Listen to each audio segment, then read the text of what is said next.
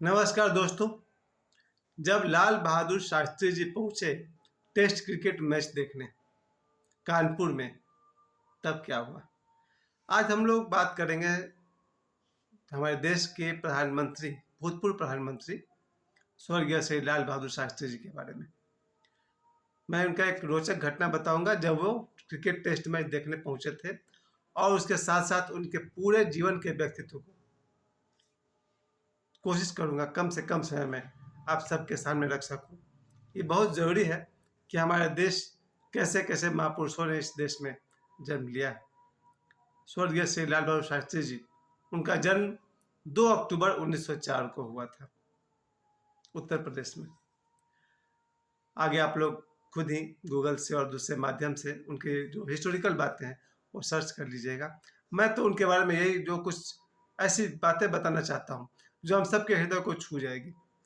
किस महापुरुष का जन्म कब हुआ, कहाँ हुआ, किस घर में हुआ, ये इम्पोर्टेंट है, लेकिन उससे भी ज़्यादा इम्पोर्टेंट है उनका वो इमोशन, उनका भाव, उनका वातावरण, जिस वातावरण में एक बहुत ही गरीब परिवार का लड़का हमारे देश का एक दिन प्रधानमंत्री बने। यही मेरा आज का विषय है कि लाल बहादुर शास्त्री जी एक बहुत ही गरीब परिवार के लड़के। मैं ज़्यादा नहीं, मैं 2-3 बातें आपको याद रखना चाहता हूँ कि बचपन में उनको सब नन्हे के नाम से बुलाते थे। हाइट भी कम थी, आप लोगों ने सुना होगा कि उनकी ऊंचाई बहुत कम थी, 5 फुट 4 इंच या 5 फुट 2 इंच, वैसे कुछ उनकी ऊंचाई रही होगी उस जमाने में। और शास्त्री जी के बचपन के बारे में मैं एक बात जरूर बताऊंगा कि वो इतने गरीब परिवार से थे कि मेरे पिताजी का नाम है श्री लाल बहादुर पांडे, लेकिन उनका घर का नाम था श्री राम बहादुर पांडे। अभी भी वही नाम है, श्री राम बहादुर पांडे। तो उस समय स्वर्गीय श्री लाल बहादुर शास्त्री जी प्रधानमंत्री थे। उसी समय लोगों ने उनसे प्रभावित होकर के मेरे पिताजी का नाम रख दिया लाल बहादुर पांडे। तो जो मेरे पिताजी का नाम है लाल बहादुर पांडे, वो उनसे ही लिया हुआ है, हमारे देश के प्रधानमंत्री, भूतपूर्व प्रधानमंत्री लाल बहादुर शास्त्री जी के नाम से लिया हुआ है। चलिए वापस आते हैं उनके बात पर कि बचपन इतनी गरीब बीती कि कहा जाता है कि उनके पास बाल में तेल लगाने के लिए ज़्यादा पैसे नहीं थे, तो एक दिन उन्होंने अपने बाल छोटे छोटे करा लिए थे। जब वो स्कूल पहुंचे तो टीचर ने कहा, इस तरह से बाल कटा लिए हो, एकदम छोटा छोटा, जैसे कोई सिर मुंडा ले वैसा बाल उन्होंने कटवा लिया था। अब सिर तो मुंडा नहीं सकते, कोई दूसरा बात। तो उन्होंने बाल कटा लिए थे इतने छोटे छोटे। तो उनके टीचर ने पूछा, ऐसे अजीब बाल क्यों कटवा लिया तुमने? तो शास्त्री जी ने कहा कि सर, बालों में तेल लगाने के लिए, साबुन लगाने के लिए अब बहुत खर्चा है, तो हमने बाल ही छोटा कर लिया, बढ़ेगा 6 महीना में फिर देखा जाएगा। तो ये रहा उनका गरीबी वाला बचपन। सोचिए एक बच्चा कितना गरीब रहा होगा कि उसके पास बालों में लगाने के लिए तेल नहीं था। दूसरी बात इनके बारे में, जो मेरे पिताजी, जब मैं छोटा बच्चा था तो पिताजी मुझे सबसे ज़्यादा शास्त्री जी के बारे में बताया करते थे कि शास्त्री जी जब स्कूल में पढ़ते थे तो जो उनका स्कूल था वो गंगा के उस पार था और शास्त्री जी का घर तो इस पार है। तो जब सब बच्चे स्कूल जाते थे या लोग स्कूल जाते थे कि तो लोग भी उस पार जाते थे, तो लाल बहादुर शास्त्री अपने किताबों को सिर पर रख करके और तैरते हुए नदी पार करते थे रोज, दिन में 2 बार। यानी कि शास्त्री जी नाव पर बैठकर जाने का पैसा नहीं था उनके पास, तो अपने किताबों को सिर पर रख करके एक हाथ से तैरते हुए गंगा को इस पार से उस पार करते थे, एक बार सुबह जाते समय, एक बार शाम को लौटते समय। इतना गरीब बालक जिसके पास नाव पार से पार करने के लिए उस जमाने में जो भी 1-2 पैसा लगता होगा, 1904 के आसपास की बात है, नहीं था उनके पास। कभी कभी जो नाव में लोग बैठते थे उनको अपना किताब पकड़ा देते थे और खुद वो तैरते हुए पार करते थे और नाव के समानांतर तैरते हुए पहुंचते थे, अपनी किताब वापस लेते थे। वो भीगा हुआ पैंट और शर्ट पहन के वो बच्चा किस तरह से स्कूल में जाते होंगे या क्या करते होंगे, वो तो उस समय की बात ही भगवान जाने कैसे होता होगा। लेकिन ये मेरे लिए बहुत ही हृदय को स्पर्श करने वाली बात है कि एक बच्चा इतना गरीब है कि नाव से पार करने के लिए उसके पास पैसा नहीं है, वो नदी से तैर कर जाते हैं। तीसरी बात मैं कहना चाहता हूँ उनके बारे में कि एक बार गार्डन में कुछ बच्चे फल चोरी कर रहे थे। शास्त्री जी तो बहुत ही ईमानदार बच्चे थे, बचपन से ईमानदार थे, लेकिन बच्चों के साथ थे वो। शायद बच्चों ने जबरदस्ती ले लिया हो, मैं जानता हूँ ना बचपन के दोस्त कैसे होते हैं। चल भाई चल, ले गए उनको भी। बच्चे बहुत चालाक थे ये सीधे साधे शास्त्री जी, बच्चों ने फल तोड़ा, पत्थर मारे, जो भी हुआ, और वहाँ का जो था, वो गार्डनर था, माली था, जो कोई भी था उस बगीचा का पहरेदार या मालिक, वो आया और उनको देखकर सारे बच्चे भाग गए, शास्त्री जी पकड़े गए। तो जो फल तोड़ तोड़ रहे थे बच्चे वो सारे भाग गए, शास्त्री जी जो सीधे साधे बच्चे थे वो पकड़े गए। उनको पकड़ लेने के बाद उस माली ने कहा कि देखो यहीं पर शास्त्री जी का लाइफ का टर्निंग पॉइंट है, यहीं से जीवन उनका मुड़ जाता है, जब उस गार्डनर ने शास्त्री जी के कान पकड़े और कहा कि अपने घर को देखो, अपने परिवार को देखो, किस तरह से गरीबी में तुम्हारा घर में गुजारा होता है, पढ़ाई लिखाई होती है, अगर यही सब करोगे, फल की चोरी करोगे, कैसे चलेगा घर।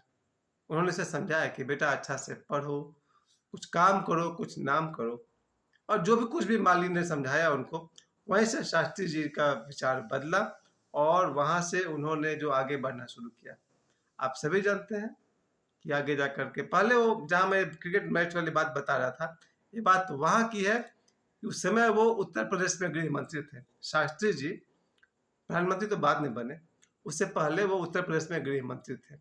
उस समय की बात है जब कानपुर में टेस्ट मैच चल रहा था, क्रिकेट मैच चल रहा था, तो शास्त्री जी बतौर दर्शक वहां थे।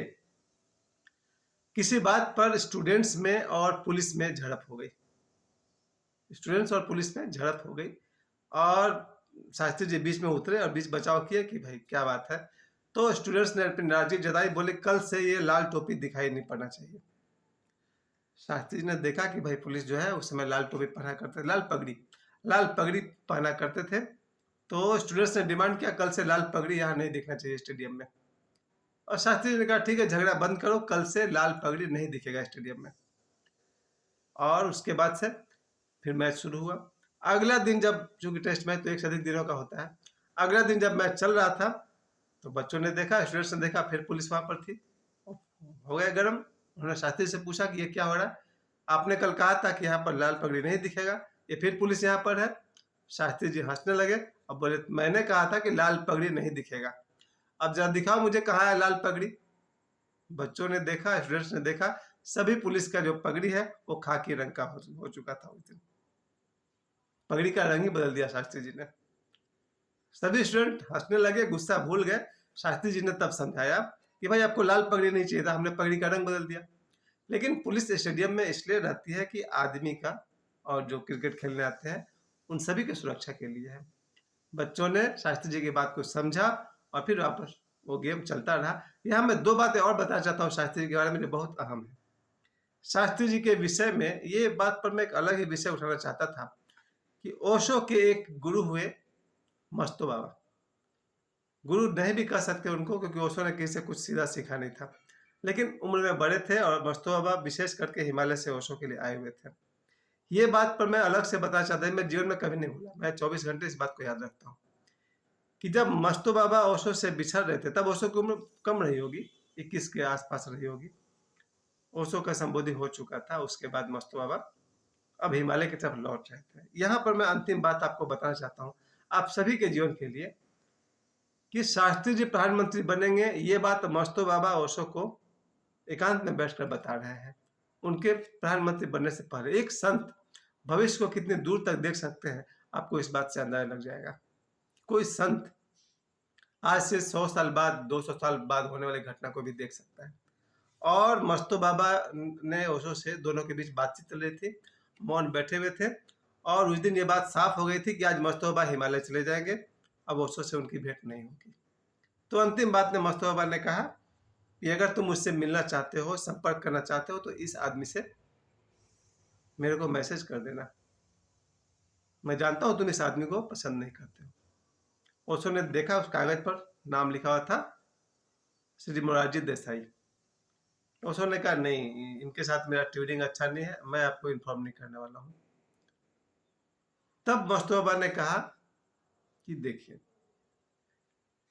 आपसे कुछ समय के बाद में ये जो मोरारजी देसाई है, ये देश के प्रधानमंत्री बनने वाले हैं। ओशो ने कहा, आश्चर्य किया कि उस समय नेहरू जी प्रधानमंत्री थे और मस्तो बाबा जबलपुर के प्लेटफॉर्म पर बता रहे हैं ओशो को एकांत में कि ये मोरारजी देसाई देश के प्रधानमंत्री बनेंगे। तो ओशो ने पूछा जवाहरलाल नेहरू के बाद? तब मस्तो बाबा ने कहा नहीं, जवाहरलाल नेहरू के बाद। एक दूसरा आदमी बनेंगे जो बहुत कम समय तक जीवित रहेंगे। उनकी मृत्यु के बाद इंदिरा गांधी बनेगी, उसके बाद मोरारजी देसाई बनेंगे। और यही हुआ कि जवाहरलाल नेहरू जी के बाद शास्त्री जी प्रधानमंत्री बने और उनकी बहुत कम समय में ही उनकी मृत्यु हो गई थी। उसके बाद फिर इंदिरा जी बनी थी, फिर मोरारजी देसाई जी बने थे। मैं ये बात इसलिए उठाना चाहता हूँ कि एक संत प्लेटफॉर्म पर बैठे बैठे भविष्य को देख रहे हैं कि इसके बाद कौन प्रधानमंत्री बनेंगे, इसके बाद कौन बनेंगे, इसके बाद कौन बनेंगे। जिस समय ये बात चल रही होगी, शास्त्री जी कहीं अपनी जगह पर बैठे होंगे और शास्त्री जी के भविष्य की बातें चल रही है प्लेटफॉर्म पर। ये मैं अपने लिए मैं चूंकि मैं ओशो का शिष्य हूँ, इसलिए मैं बात कहना चाहता हूँ कि संत की शक्ति बहुत दूर तक है, वो आने वाले 50 वर्षों को देख सकते हैं। चलिए मैं वापस अपनी बात शास्त्री जी पर बात पूरी करना चाहता हूँ। ये बात कितना सच है मुझे भी नहीं पता, लेकिन मेरी माँ कहती है, जो पढ़ी लिखी नहीं थी, कभी सुना होगा, फिर मैंने ज़्यादा इंक्वायरी नहीं किया। मेरी माँ कहती थी कि लाल बहादुर शास्त्री जी धनबाद भी आए थे और उन्होंने अपने भाषण में देखा कि लोग नीचे बैठे हुए हैं, जनता नीचे बैठी हुई है, तो उन्होंने अपना कुर्सी भी हटवा दिया और कहा कि मैं भी नीचे बैठूंगा, जब हमारी जनता नीचे बैठी है तो मैं भी नीचे बैठूंगा। अभी भी धनबाद में एक जगह है शास्त्री नगर। ये बात चूंकि मैं अपनी माँ से सुनता हूँ, इसलिए इसका मेरे पास कोई प्रमाण नहीं है कि ये बात सच है या सच नहीं है, लेकिन मेरी माँ कहती थी कि हाँ शास्त्री जी धनबाद आए थे और उन्होंने ये बात कही थी कि कुर्सी हटाइए, जब मेरी जनता नीचे बैठी है तो हम भी नीचे बैठेंगे। ये बात मुझे बहुत दिल को छू जाती है कि एक प्रधानमंत्री के हैसियत का व्यक्ति ये कह रहे हैं कि मैं भी नीचे बैठूंगा, मेरी जनता नीचे बैठी है। और अंतिम बात जो मैं शास्त्री जी के बारे में अपनी बात कह के मैं पूरी करना चाहता हूँ, क्योंकि शास्त्री जी की भी जितने मैं हृदय से प्रशंसा करूँ वो कम है। हमारे देश के लिए शास्त्री जी ने जो कुछ भी योगदान दिया है, आप सभी जानते हैं अच्छी तरह से। उनका वो जो नारा है जय जवान जय किसान, उस पर मैं कभी अलग ही समय निकाल कर मैं बात करूँगा। आज मैं बस यह आपसे कहना चाहता हूँ कि हमारे देश के एक अमर विभूति मेरे लिए स्वर्गीय श्री लाल बहादुर शास्त्री जी, उन्होंने उनका जो ये घटना, बस आखिरी घटना यही है, उसके बाद मैं आप सबसे आज के लिए विदा लेता हूँ। अंतिम बात कि एक बार लाल बहादुर शास्त्री जी की माता जी पहुंची उनके ऑफिस में, कुछ काम था उनको, अचानक कैसे कैसे पहुंच गए ऑफिस में। वहां जाकर के उनको मिलना था शास्त्री जी से, तो जो वहां के लोग स्टाफ थे, प्यून थे या वॉचमैन था, जो कोई भी था, उससे उन्होंने पूछा कि किससे मिलना है, तो उन्होंने बताया कि हमको नन्हे से मिलना है, या उसका नाम लाल बहादुर शास्त्री, उससे मिलना है। तो लोगों ने देखा एक बड़ा साधारण से दिखने वाली महिला शास्त्री से मिलना है, उन्होंने मुझे मिलना है किससे, तो उन्होंने पूछा कि भाई आपका बेटा क्या करते हैं, तो बोली मेरा बेटा रेलवे में नौकरी करते हैं। शायद वो नन्हे बोली थी। तो लोगों ने पूछा भाई आपका बेटा यहाँ काम करते हैं, क्या काम करते हैं, तो वो बोली नहीं रेलवे में काम करता है मेरा बेटा, हमको उससे मिलना है। फिर उन्होंने शास्त्री जी को देखा, बोली बस बस वही मेरा बेटा है। लोगों दंग रह गए कि भाई ये रेल मंत्री, शायद रेल मंत्री बनाया शास्त्री जी ने, देख लीजिएगा आप लोग जरा। तो निश्चित रूप से हाँ, मैं जब आप लोग से बात करता हूँ तो मुझे लगता है मुझसे कोई भूल ना हो, कोई गलती ना हो, आप लोग देख लीजिएगा इसको। तो उन्होंने ये नहीं बताया था घर में कि मैं रेल मंत्री हूँ। शास्त्री जी की माता जी को इतना ही पता था कि मैं रेलवे में नौकरी करता हूँ। अब जरा सोचिए, एक रेल मंत्री की हैसियत का व्यक्ति अपने माता जी को नहीं बता रहा है कि मैं रेल मंत्री हूँ, और उनकी माता जी को भी नहीं पता कि मेरा बेटा इतना बड़ा मंत्री है। शास्त्री जी से पूछा गया था कि सर आप बताए नहीं अपनी माता जी को कि आप रेल मंत्री हैं, बोले नहीं भाई, वो बड़ी सीधी सादी है, किसी का भी सिफारिश लेकर आ जाएगी, बोलेगी इसको नौकरी दिला दो, उसको नौकरी दिला दो, और सिफारिश से काम तो मैं दिलाने वाला हूँ नहीं, मैं काम दिलाऊंगा तो योग्यता से। यहीं पर शास्त्री जी का मैं अंतिम बात करना चाहता हूँ कि शास्त्री जी कहते हैं कि मेरे पास कोई सिफारिश लेकर आ जाए, चाहे मेरी माँ भी आ जाए, तो मैं सिफारिश पर किसी को नौकरी में नहीं रखने वाला हूँ, नौकरी में दूंगा योग्यता के आधार पर। अगर आर्मी में जाने के लिए किसी का हाइट 5 फुट 6 इंच चाहिए और मेरा बेटा अगर 5 फुट 4 इंच का है, तो मैं उसको नौकरी में नहीं रखूंगा, क्योंकि वो मेरा बेटा हो या किसी का ही बेटा हो, अगर वो अयोग्य है तो फिर मैं उसको नौकरी पर नहीं रखूंगा। जरा सोचिए शास्त्री जी के विचार के बारे में। वो ये नहीं कह रहे कि मेरी माँ बोल देगी तो हम रख देंगे, ऐसा नहीं हो सकता, या मेरा बेटा अगर किसी नौकरी के योग्य नहीं है तो मैं उसको रख लूंगा, ऐसी बात नहीं। इतना साफ सुथरा ईमानदार हमारे शास्त्री जी, उनको मैं अपनी तरफ से बहुत बहुत प्रणाम करता हूँ, श्रद्धांजलि देता हूँ। उनका वो नारा जय जवान जय किसान, उस पर मैं अपने किसी वीडियो में बात करूंगा। आज मैं आप सभी को हमने लाल बहादुर शास्त्री जी की याद दिलाई कि हमारे देश में जो लोग भी महापुरुष हुए हैं, समय समय पर मैं आप लोगों से उनकी बातें करता रहूँगा। मुझे समय देने के लिए धन्यवाद। मैं फिर से रिक्वेस्ट करूँगा कि कृपया मेरे वीडियो को अगर अच्छी लगी हो तो इसे शेयर करें। मेरे चैनल सरोज पांडे ब्लॉग, मैं ही हूँ सरोज पांडे ब्लॉग को जरूर आप लोग सब्सक्राइब कीजिए ताकि आप मेरे सारे वीडियो देख सकें। मुझे समय देने के लिए आप सभी को बहुत बहुत धन्यवाद। जय जवान जय किसान।